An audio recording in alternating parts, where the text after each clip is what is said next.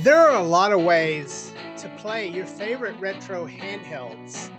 In fact, there's so many systems with so many variables that I think for most of us, finding that ideal handheld comes down to actually owning more than one handheld. And in this series, I'm going to record specific to a handheld to emulate my favorite way to do it. And I'm going to start this series off with the Game Boy Advance, which is a fantastic handheld that I largely ignored when I was in my youth back in the early 2000s. I don't think I appreciated it as much as I should have at the time because I was all about PlayStation 2 or PC graphics, and I thought that the Game Boy Advance was really weak and unimpressive at the time. But now, rediscovering the Game Boy Advance and how great the library is, I've fallen in love with it. And it has some unique scenarios to it, like its 3:2 aspect ratio, which means finding the ideal way to play it is a little tricky. But we're going to talk about all the different ways you can emulate and play Game Boy Advance, and what ultimately is my preferred way to play that system. Remember to hit that like button and subscribe so you never miss an episode.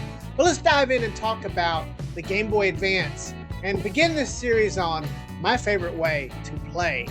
Let's go.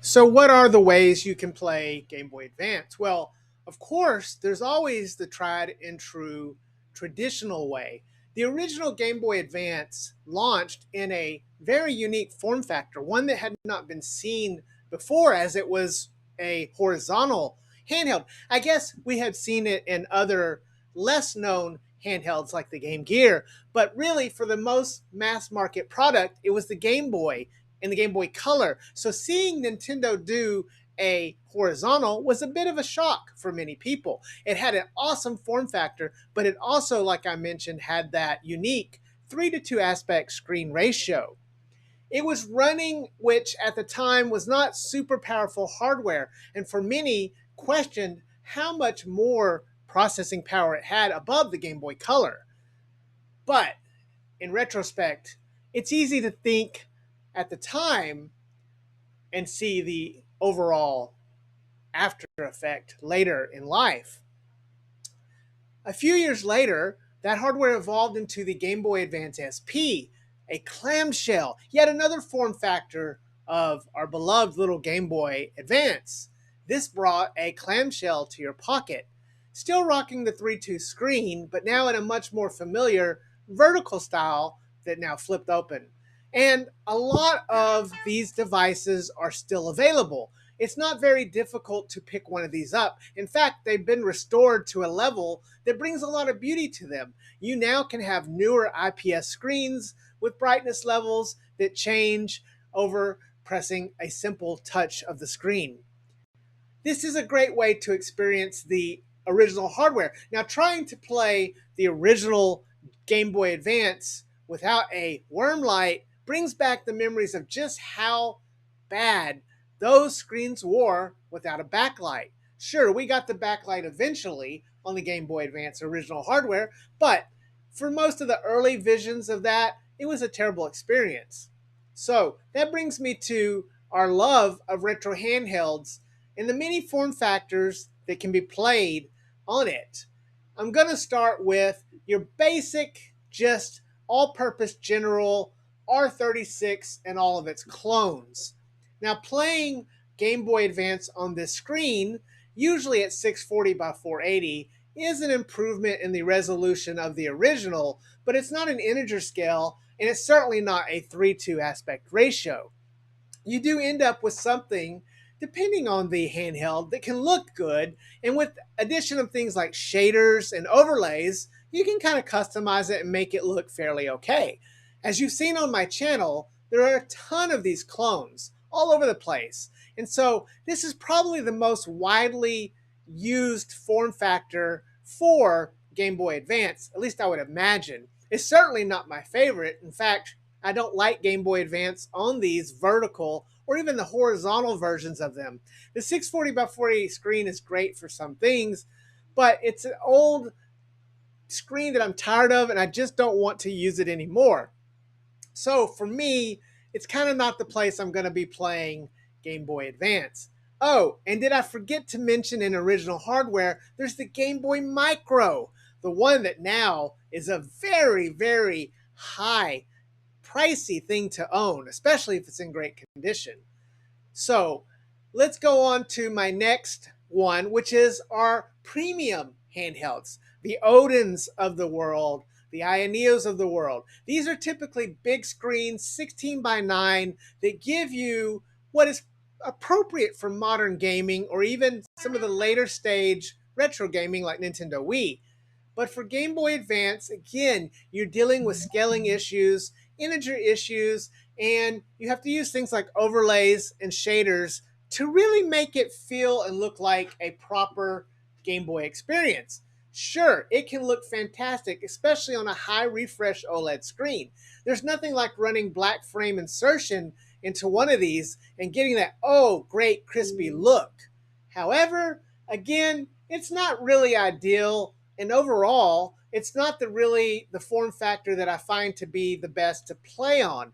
Again, these are bigger handhelds, usually for the couch or at home.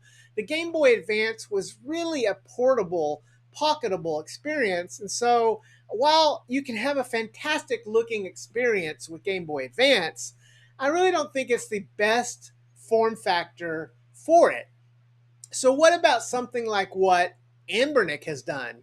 Now, Anbernic has been probably the most aggressive at providing gamers with a close match to the experience you would get with Game Boy Advance. We first saw the RG34, the RG35XX GBA that was matching the original form factor and shape. In fact, it was a darn near clone of the original GBA hardware with additional 2 buttons that they kind of cleverly hid to make it look more authentic.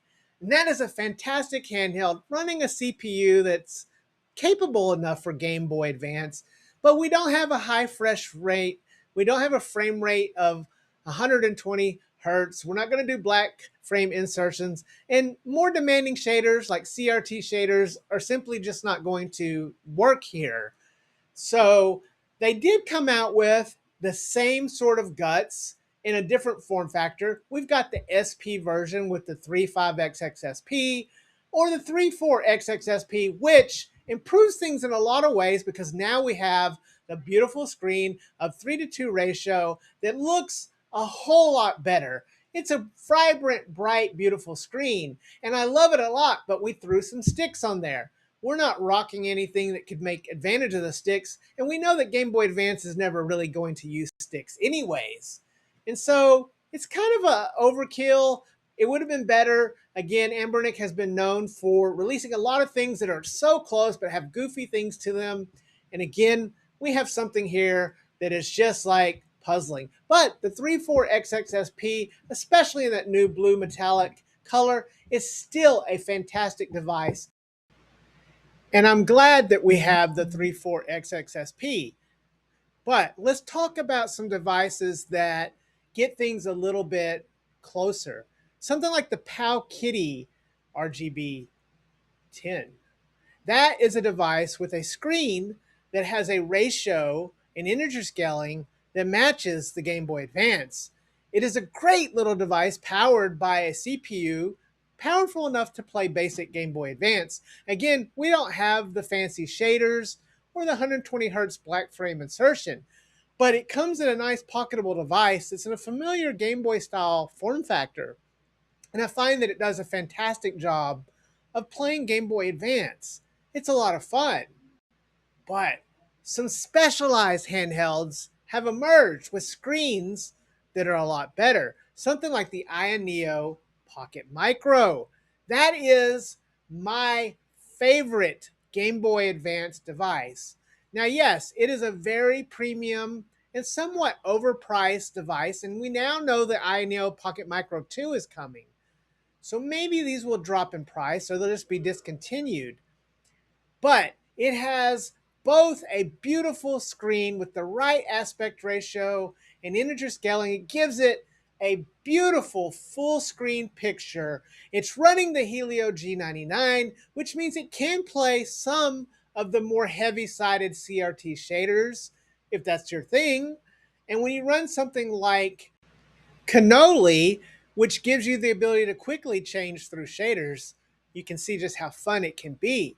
The Ayaneo Pocket Micro is almost my top preferred Game Boy Advance device. But then, just when I thought that I had my best favorite Game Boy Advance of all time, the KTR2 came along. And while the KTR1 had already provided me with a great Game Boy Advance experience, its heavy aluminum and overall build quality issues meant that I usually went to pick up my Ayaneo Pocket Micro, especially the classic version once I got a hold of that. I just found that that was a better form factor to hold and enjoy.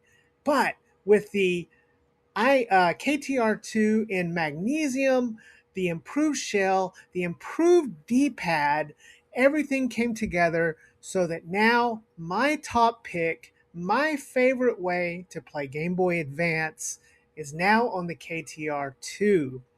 This is a beautiful experience, a large high-res 4.5-inch screen that, while not integer scaled, does present a beautiful 3:2 aspect ratio, which completely fills the screen. And now that we have the upgraded processor in the D7300, I can run a few more, even more demanding shaders that the G99 struggled with, giving me what I feel like is the ultimate Game Boy Advance experience. And with the cost of the Ayaneo Pocket Micro, with its all-glass front, being what it is, paying just a little bit more for this handheld seems to make sense because it can do a whole lot more than my Micro Classic can do.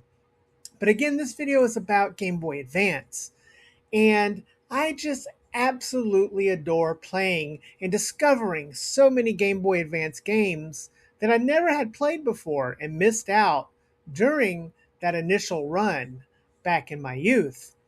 It is a simply gorgeous screen with the added bonus that something like Cannoli gives it, again, a very quick, easy way to pick up and play, and has really made me, yes, play games, something that we all originally said is the reason we wanted these handhelds.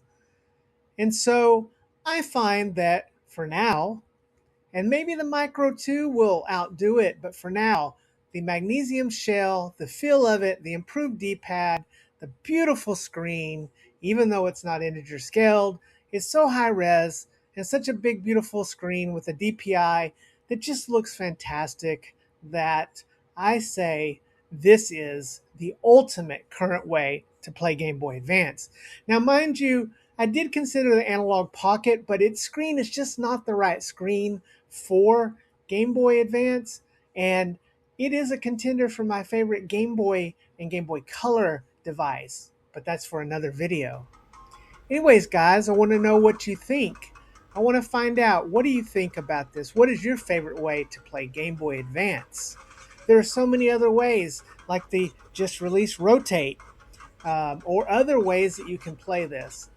But for now, yeah, the KTR2 is a fantastic way to experience Game Boy Advance. It's pocketable, portable, and a bigger screen than what you'll get on original hardware.